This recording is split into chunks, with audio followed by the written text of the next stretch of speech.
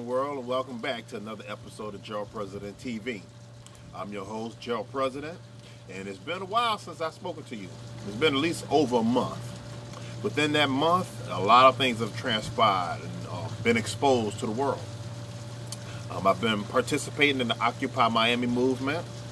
I'm in solidarity with the people from Occupy Wall Street. And a lot of strange things have went on around the world.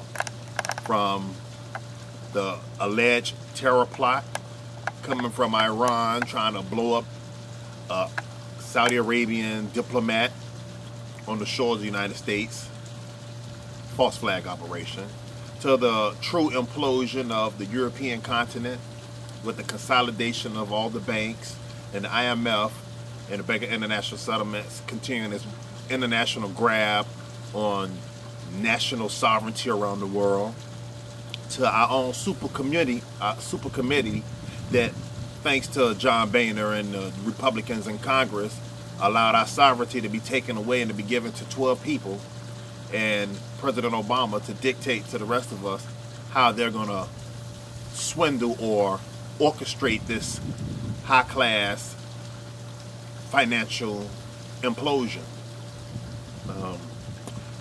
To the Vatican proposing a World Bank and having a world currency for the entire population on this planet. But first, what I really want to discuss is the Occupy movement. I've been down there, I've spoken numerous times, and I have a deep feeling that this movement is going to transform into something that's going to be so powerful that the powers that be will not be able to corrupt it and co-opt it. Now, there are some strange things going on down there, but the most positive thing I can take from it is that the people, the youth, are awoke. And that's what they don't want. They don't want the youth to awaken to the true manipulation of these financial terrorists that's, imploding this planet.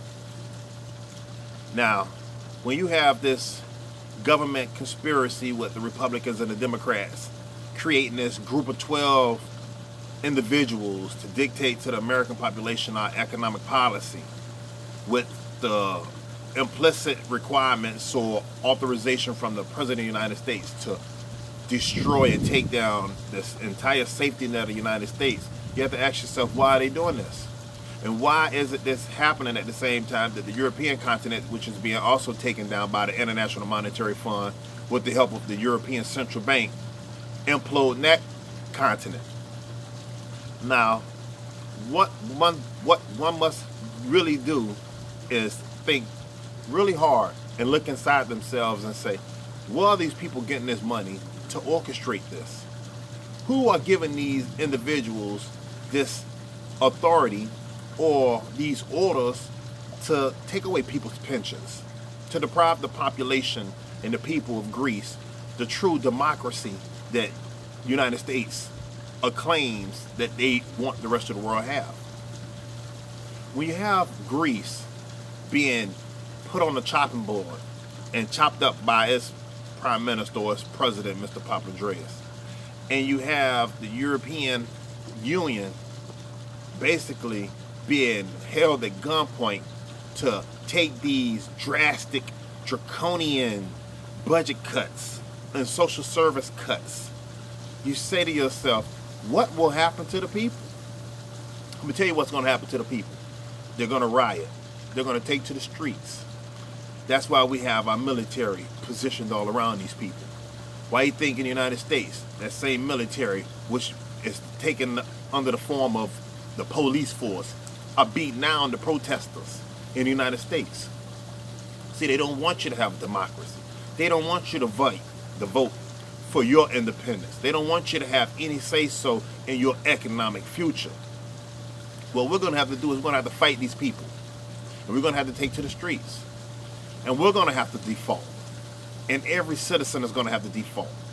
We're going to have to tell these mortgage companies, I'm not going to pay you. And these credit card companies, I'm not going to pay you. Because they don't have any money. They're broke.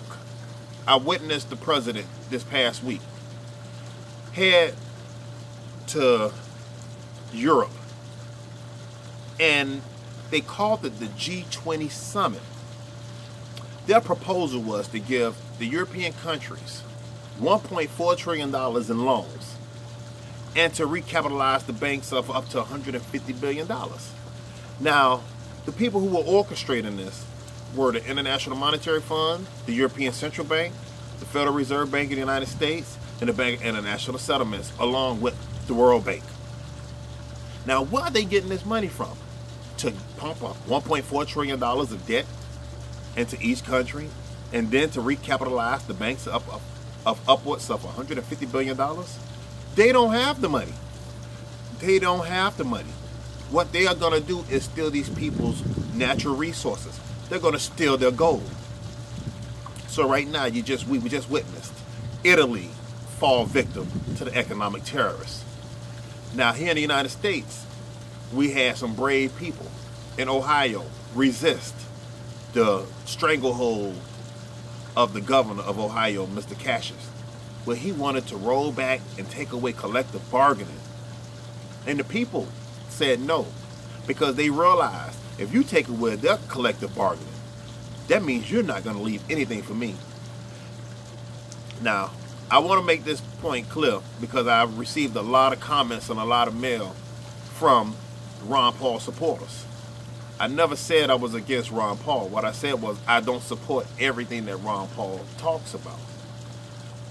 I am, if I have the opportunity, and he is on that ticket, I will vote for Ron Paul because of one simple thing.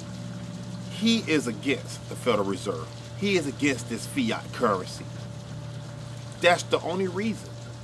And he's also willing to bring all the troops back to the United States and to stop this boondoggle, this outright theft of our currency, our national treasure, being sent all around the world to prop up these crony, phony, fake business empires that is just destroying civilizations.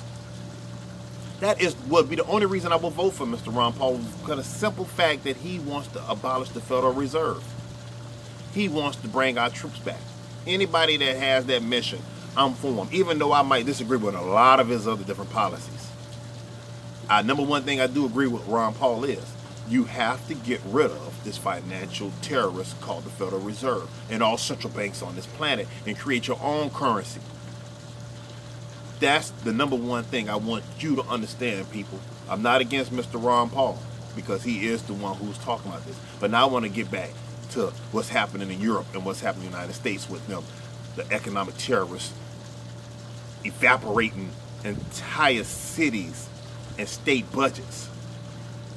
Republican governors, stop what you're doing to the population of the people. You want us to fight each other.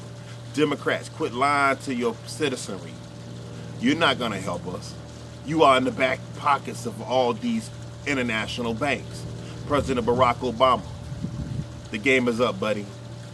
We know what you're about. You're a globalist, just like Newt Gingrich, just like Mitt Romney, Rick Perry.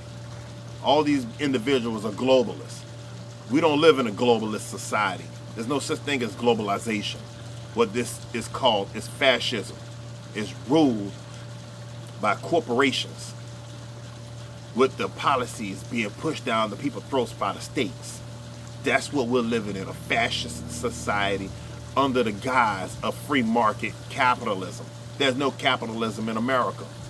How is it possible that the financial metropolises or the financial meccas of the world are located in New York, London, Paris, and Tokyo? Can you think deep in your heart, what are the national resources that those cities have?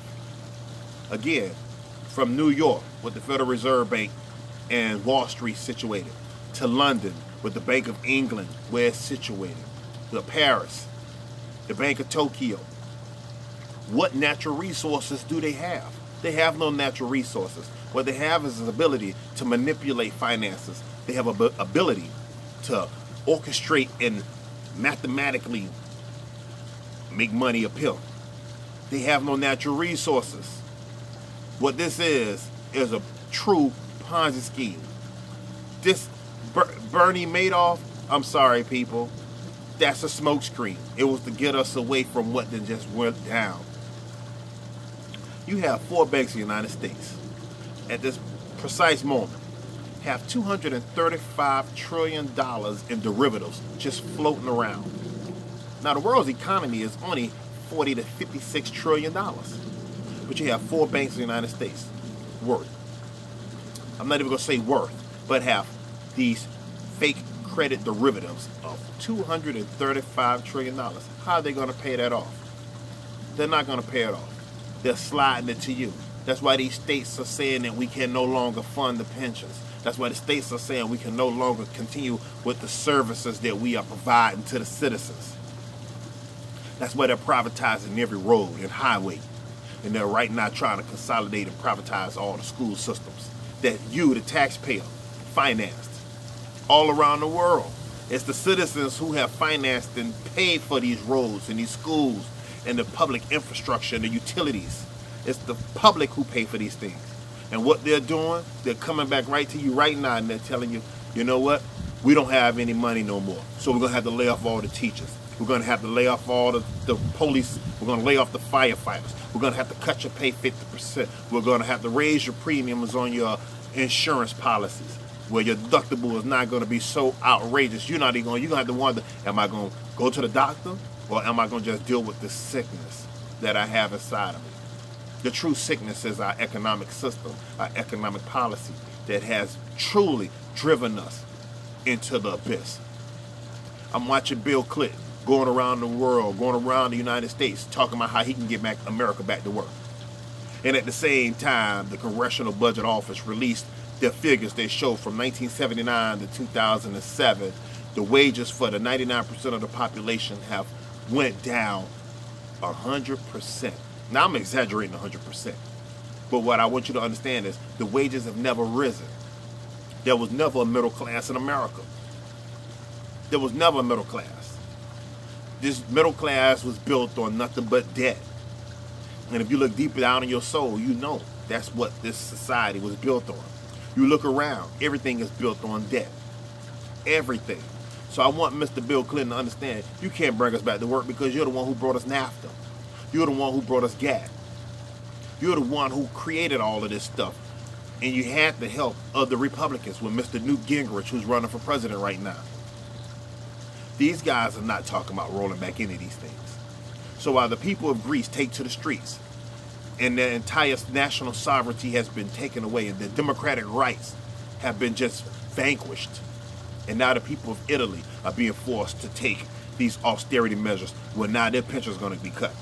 Their social safety net is going to be destroyed. And for what? For these international bankers that you never even seen. Now we have a folly in the United States going on with these guys running for president. At the same time, all these states are going back to suppress the vote. Where's the Democratic Party? They're silent. Where was the Democratic Party when Wisconsin needed those 3 senators, the 3 state senators, to be taken out, the Republican state senators, to stop Mr. Scott Walker from pushing his draconian measures of destroying the public's safety net? Where were they? They weren't even around when the people of Ohio rolled back SB 5, where they wanted to strip away their collective bargaining. So right now, every state is going to these voter IDs for your right to vote. There's a reason why you only vote on a Tuesday in the United States, and it's not a 4-day extravaganza. Hey, you can hold a whole week off for the Super Bowl and a Sweet 64 in college basketball.